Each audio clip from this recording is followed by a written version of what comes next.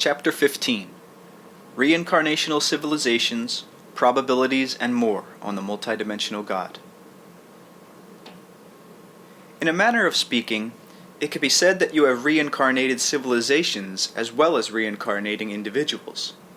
Each entity who is born in flesh works towards the development of those abilities that can be best nurtured and fulfilled within the physical environment. He has a responsibility to and for the civilization in which he has each existence, for he helps form it through his own thoughts, emotions, and actions. He learns from failure as well as success. You think of physical history as beginning with the caveman and continuing up to the present, but there have been other great scientific civilizations, some spoken of in legend, some completely unknown, all in your terms now vanished. It seems to you that you have, perhaps, but one chance as a species to solve your problems, or be destroyed by your own aggression, by your own lack of understanding and spirituality. As you are given many lives in which to develop and fulfill your abilities, so has the species in those terms been allotted more than the single line of historical development with which you are presently acquainted. The reincarnational structure is but one facet in the whole picture of probabilities. In it you have literally as much time as you need to develop those potentials that you must develop before leaving the reincarnational existences. Groups of people in various cycles of reincarnational activity have met crisis after crisis, have come to your point of physical development, and either gone beyond it or destroyed their particular civilization. In this case, they were given another chance, having the unconscious knowledge not only of their failure, but the reasons behind it. They then began with a psychological head start as they formed new primitive groupings. Others, solving the problems, left your physical planet for other points in the physical universe. When they reached that level of development, however, they were spiritually and psychically mature, and were able to utilize energies of which you now have no practical knowledge. Earth to them now is the legendary home. They formed new races and species that could no longer physically accommodate themselves to your atmospheric conditions. However, they also continued on the reincarnational level as long as they inhabited physical reality. Some of these have mutated and have long left the reincarnational cycle, however. Those who have left it have evolved into the mental entities that they always were, you see. They have discarded material form. This group of entities still takes a great interest in Earth. They lend it support and energy. In a way, they could be thought of now as Earth gods. On your planet, they were involved in 3 particular civilizations long before the time of Atlantis, when, in fact, your planet itself was in somewhat a different position. Particularly in relationship to 3 of the other planets that you know. The poles were reversed, as they were incidentally for 3 long periods of your planet's history. These civilizations were highly technological, the second one being in fact far superior to your own along those lines. Sound was utilized far more effectively, not only for healing and in wars, but also to power vehicles of locomotion and to bring about the movement of physical matter. Sound was a conveyor of weight and mass. The strength of this second civilization lay mainly in the areas now known as Africa and Australia, although at that time not only was the climate entirely different, but the land areas. There was a different attraction of landmass having to do with the altered position of the poles. Relatively speaking, however, the civilization was concentrated in area. It did not attempt to expand. It was highly ingrown and dwelled upon the planet simultaneously with a large, unorganized, dispersed primitive culture. Not only did it make no attempt to quote-unquote civilize the rest of the world, but it did everything in its power, which was considerable for a long period of time, to impede such progress. The members of this civilization were largely a fringe group from the earlier successful civilization, most of whom had decided to continue existence in other areas of your physical universe. These, however, were particularly enamored of earthly life, and also thought that they could improve upon the last experiment in which they had been involved, though they were free to move on to other layers of existence. They were not interested in beginning from scratch again as an infant civilization, but in other areas. Therefore, much of their knowledge was instinctive with them, and this particular group then went through what you would call the various technological stages very rapidly. They were particularly concerned in the beginning with developing a human being who would have built-in safeguards against violence. With them, the desire for peace was almost what you would call an instinct. There were changes in the physical mechanism. When the mind signaled strong aggression, the body would not react. Now, psychologically, you can see vestiges of this in certain individuals who will faint or even attack their own physical system before allowing themselves to do what they think of as violence to another. This civilization, therefore, left the natives that surrounded them in peace. They did send out members of their own group, however, to live with the natives and intermarry, hoping peacefully to thus alter the physiology of the species.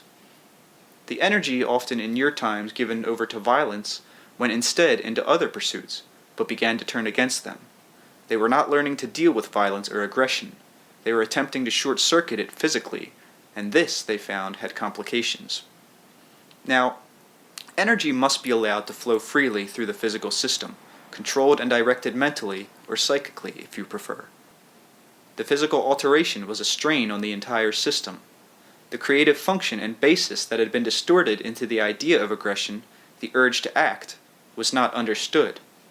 In a manner of speaking, breathing itself is a violence. The built-in inhibition resulted in a tied-up system of mutual controls in which the necessary thrusting out of action became literally impossible.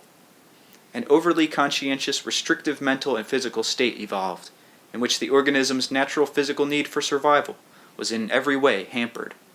Mentally, the civilization progressed. Its technology was extremely activated and propelled onward as it strove to develop, for example, artificial foods, so that it would not need to kill for survival in any way. At the same time, it tried to leave the environment intact. It missed your stage of automobiles completely and steam-driven vehicles, and concentrated rather early on sound. The sound could not be heard by physical ears. The civilization was called Lumania, and the name itself went down in legend and was used again at a later time. The Lumanians were a very thin, weakly people, physically speaking, but psychically either brilliant or completely ungifted. In some, you see, the built-in controls had caused so many blockages of energy in all directions that even their naturally high telepathic abilities suffered. They formed energy fields around their own civilization. They were therefore isolated from contact with other groups. They did not allow technology to destroy them, however. More and more of them realized that the experiment was not a success. Some, after physical death, left to join those from the previous successful civilization who had migrated to other planetary systems within the physical universe. Large groups, however, simply left their cities, destroyed the force fields that had enclosed them, and joined the many groups of relatively uncivilized peoples, mating with them and bearing children. These Lumanians died quickly, for they could not bear violence nor react to it violently. They felt, however, that their mutant children might have a resulting disinclination toward violence, but without the prohibiting nerve control reactions with which they were endowed. Physically, the civilization simply died out. Some few of the mutant children formed a small later group who traveled the area as itinerants in the following century, with large bands of animals. They cared for each other mutually, and many of the old legends concerning half-man and half-beast have come down through the ages simply from the memory of these old associations. These people, as remnants really of the first great civilization, always carried within themselves strong subconscious memories of their origin. I am speaking of the Lumanians now. This accounted for their quick rise, technologically speaking, but because their purpose was so single-minded, the avoidance of violence, rather say than the constructive peaceful development of creative potential, their experience was highly one-sided. They were driven by such a fear of violence that they dared not allow the physical system freedom even to express it. The vitality of the civilization was therefore weak, not because violence did not exist, but because freedom of energy and expression was automatically blocked along specific lines, and from outside, physically. They well understood the evils of violence in earthly terms, but they would have denied the individual's rights to learn this his own way, and thus prevented the individual from using his own methods creatively to turn the violence into constructive areas. Free will, in this respect, was disregarded.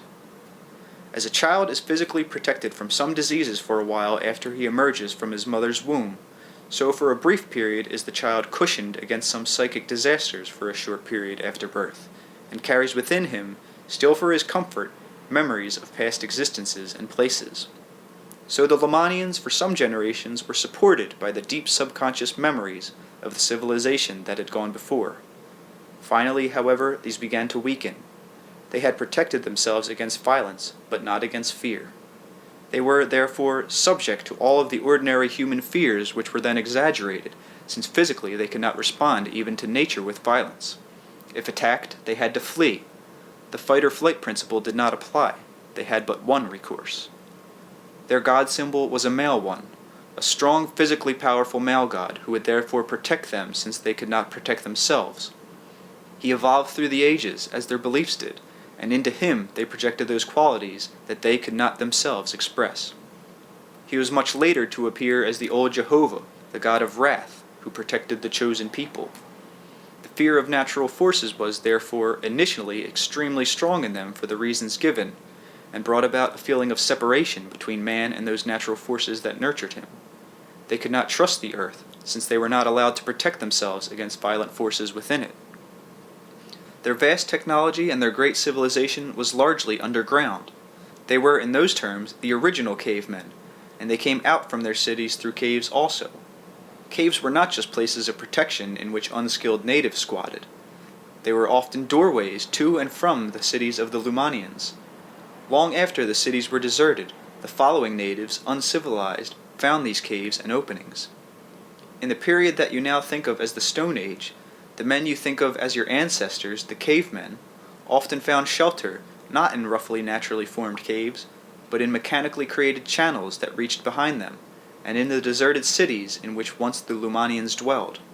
Some of the tools fashioned by the cavemen were distorted versions of those they had found.